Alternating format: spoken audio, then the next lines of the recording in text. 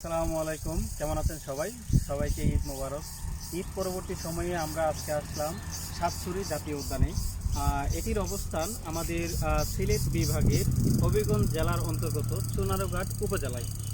এই চুনারুঘাটের ইতিহাস যদি আমরা দেখি, এটা হচ্ছে ত্রিপুরা জেলার একদম পার্শ্ববর্তী একটি অঞ্চল এবং প্রাচীনকালে এই চুনারুঘাট পরিচিত ছিল তরফ রাজ্য নামে। এবং এই তরফ রাজ্যে বিশেষ করে ত্রিপুরা থেকে বিভিন্ন বণিকরা বিভিন্ন চুনা পাথর নিয়ে এখানে আসছেন এবং চুনা পাথরের হাট বাজার জমতো মূলত এই জায়গাটায়। সেই জন্য আস্তে আস্তে এই তরফ রাজ্যের নামটা চুনারু ঘাট থেকে বা চুনার হাট থেকে এই চুনারু ঘাট নামটি আসছে মূলত। এখানে আসলে আপনারা দেখতে পাবেন অনেকগুলো চা বাগান, রাবার বাগান থেকে শুরু করে অনেক ধরনের পর্যটন এরিয়া রয়েছে বা স্থান রয়েছে বিশেষ করে।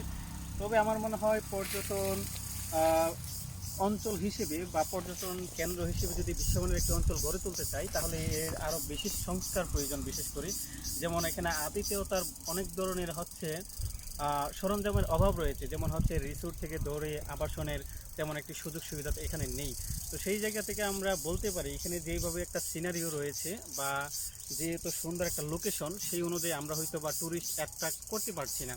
সেই জন্য আমার মনে হয় প্রশাসনের আরও এখানে নজর দেওয়া উচিত। বাট আপনারা অবশ্যই ঈদের ছুটিতে বা যে কোনো হলিডেতে এখানে আসতে পারেন, ঘুরতে পারেন এবং বাংলাদেশের এই সৌন্দর্য উপভোগ করতে পারেন। সেই পর্যন্ত